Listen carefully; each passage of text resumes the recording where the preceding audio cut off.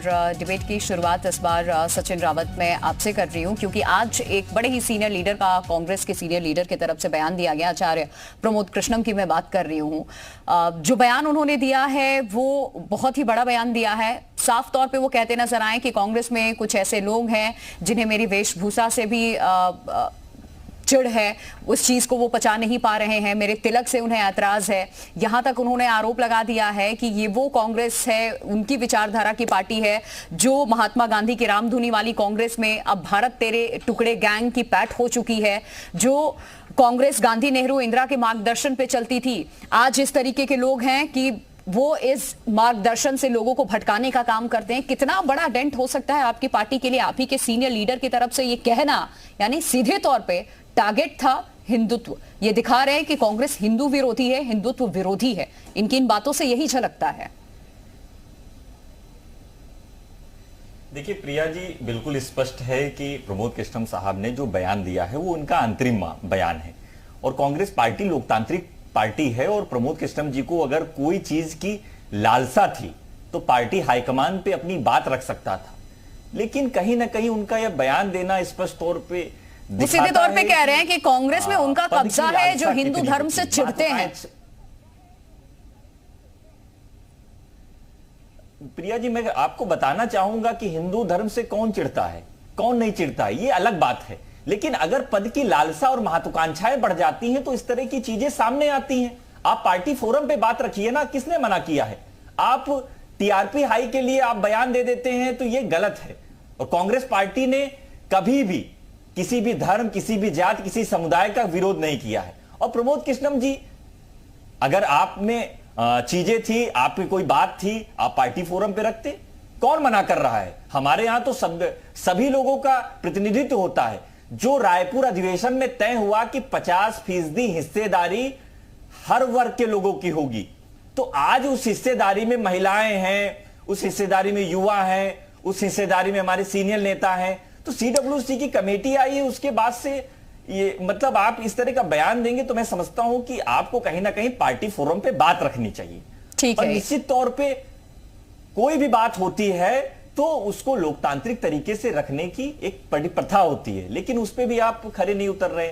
ठीक है, आपका अपना व्यक्तित्व है और मैं इस पे तो कुछ बोलूंगा नहीं, आप प्रमोद कृष्णम साहब से पूछ सकती हैं। तो उन्होंने जो बयान दिया है वो निजी बयान तो है नहीं सर, सीधे तौर पे कांग्रेस पार्टी के वो लीडर है, कांग्रेस का नाम लेकर के बयान दिया। खैर, अनिला सिंह का मैं रुख कर रही हूं। पार्टी का बयान नहीं है प्रिया जी, पार्टी का बयान नहीं है प्रिया जी। पार्टी के लीडर के बयान को क्या समझे सर? उनका निजी बयान है। चार बंद कमरे में बातें तो नहीं कही जा रही है ना। पार्टी के लीडर के बयान को किस तरीके से देखा जाए, वो भी इतना सीनियर लीडर, और सीधे तौर पे ये तमाम बातें वो कह रहे हैं। ठीक है, अनिला सिंह जी, अनिला सिंह जी कहते हैं तो उसको पार्टी फोरम पे चीजें नहीं है। वो 2024 से पहले ही दल बदल की प्रक्रिया भी शुरू हो जाती है और पार्टी में इसी वक्त हमें देखने को मिल रहा है, चाहे समाजवादी पार्टी हो या फिर अब कांग्रेस की तरफ से जिस तरीके से एक सीनियर लीडर ने, प्रमोद कृष्णम ने, बयान दिया है, ये दिखाता है कि कांग्रेस में भी सब कुछ ठीक नहीं है। तो ये कहीं ना कहीं बीजेपी के लिए राहत पहुंचाने वाली बात तो जरूर है। अनिला सिंह जी, क्या आप मुझे सुन पा रही हैं? बीच में आपकी आवाज चली गई। आपने कहा कि कांग्रेस में एक बार फिर से जो लड़ाई है, देखिए हिंदुत्व, हिंदू भगवा को लेकर हो रही है और कांग्रेस पार्टी के लीडर की तरफ से ये जो बयान दिया गया है बहुत बड़ा बयान है, जिसका सीधे तौर पे फायदा अगर किसी को होगा, बीजेपी को होगा, एनडीए को होगा। देखिए, ये बात तो तय है कि राहुल गांधी जी और प्रियंका गांधी वाड्रा जी में चीजें ठीक नहीं है, क्योंकि जो आचार्य जी हैं, सब लोग जानते हैं कि ये प्रियंका गांधी वाड्रा के काफी नजदीकी है इनकी और हमेशा उनके साथ खड़े हुए नजर आते हैं। ये बात दूसरी है कि उन्होंने प्रयास जरूर किया होगा प्रियंका गांधी वाड्रा जी ने कि भाई इनको भी सीडब्ल्यूसी में शामिल कर लिया जाए, परंतु राहुल गांधी जी के अपने कारण होंगे, सोनिया गांधी जी के अपने कारण होंगे, जिसकी वजह से इनको सीडब्ल्यूसी में शामिल नहीं किया गया। तो अब ये बात तो तय है, बाकी चीजें तो मुझको नहीं मालूम, पर ये बात तय है कि दोनों भाई बहनों में कुछ तो गड़बड़ है। नहीं, उत्तर प्रदेश में देखिए, उत्तर प्रदेश में चुनाव होना है, यूपी के लिहाज से भी मैं बात करूं, उस तरीके का बयान किसी और पार्टी की तरफ से अगर दिया जाता है तो ये दर्शाने की कोशिश की जा रही है कि हिंदू विरोधी, हिंदुत्व विरोधी, भगवा विरोधी वो पार्टी है, जिसका सीधा फायदा कहीं ना कहीं एनडीए को और बीजेपी को मिलता नजर आएगा। देखिए, भारतीय जनता पार्टी जब हिंदुत्व की बात करती है, भारतीय जनता पार्टी जब सनातन पंथ की बात करती है, भारतीय जनता पार्टी जब अपने इष्ट देवी और देवताओं की बात करती है, तो दूर दूर तक हमारे मन में राजनीति नहीं आती, उसका ख्याल भी नहीं आता है। हम समर्पित हैं भाई, और जब आप प्रेम करते हो, हम अपने इष्ट देवी देवताओं से प्रेम करते हैं, समर्पित हैं, जिसके प्रति हम समर्पित हैं, उसको लेके हम राजनीति करेंगे क्या? राजनीति वो करते हैं जो कोट के ऊपर जनेऊ पहनते हैं, जिनको सनातन परंपरा या हमारी संस्कृति का ज्ञान ही नहीं है। कैसे बैठना है, कैसे उठना है, कैसे प्रणाम करना है, कैसे पूजा पाठ करनी है, नहीं है ज्ञान।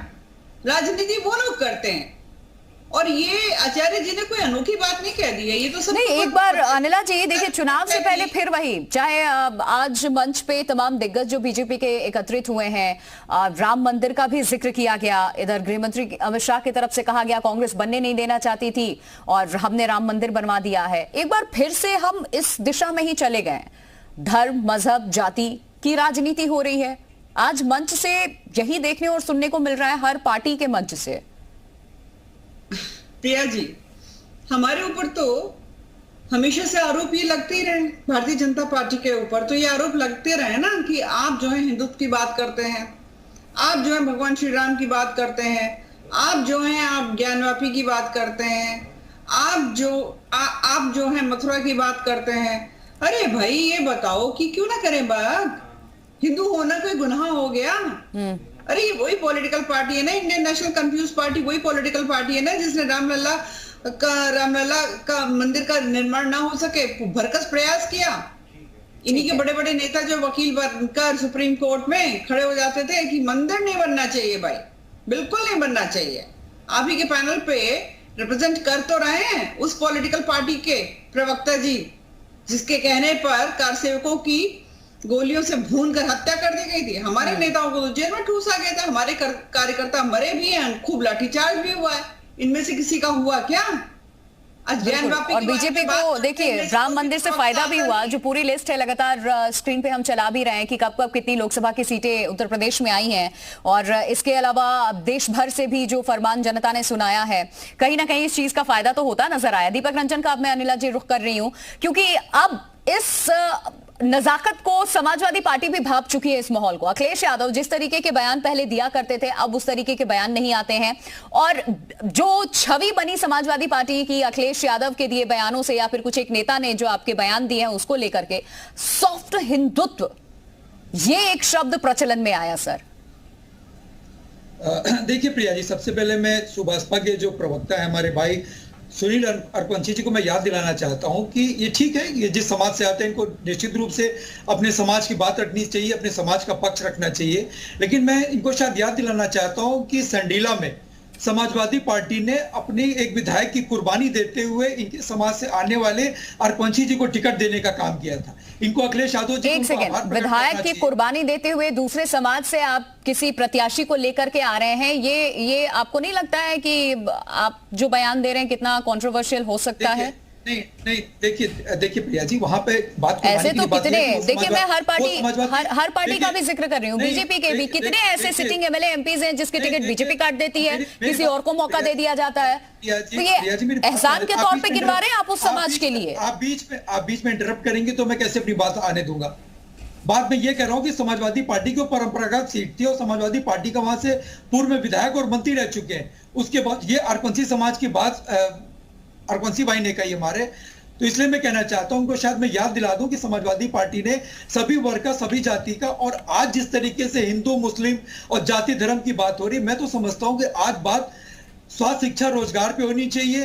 कि देखिए महंगाई की मार जो दलित झेल रहा है, वही सवर्ण भी झेल रहा है, वही बैकवर्ड भी झेल रहा है, वही हिंदू भी झेल रहा है। अब मैं फिर बोलूंगी तो कहेंगे बीच में टोक दिया आपने। आप जिस चीज की बात कह रहे हैं, आपने मुखिया को आज सुना होगा, आपने मंच से क्या क्या उन्होंने कहा है, आप खुद बता दीजिए किन किन बातों का जिक्र किया आज? देखिए, जो पिछड़े महापुरुष थे उनके विचारों को लेकर के आज के जो राजनीतिक परिवेश है उस पर उन्होंने अपनी बात रखी। जो देखिए, जो पिछड़े महापुरुष थे, आज उनके जो विचार थे और आज का जो राजनीतिक परिवेश है उस पर एक संगोष्ठी थी, उस पर लोगों के विचार है, उस पर उन्होंने अपनी बात रखी। और देखिए मैं हम जन्म से हिंदू हैं, हमसे हिंदुत्व होने का हमें सर्टिफिकेट हमको भारतीय जनता पार्टी से तो हमें लेने की जरूरत है नहीं कि हमको इनसे सर्टिफिकेट लेने की जरूरत है। और रहा सवाल देखिए राम मंदिर का, तो राम मंदिर हमारी भी आस्था है।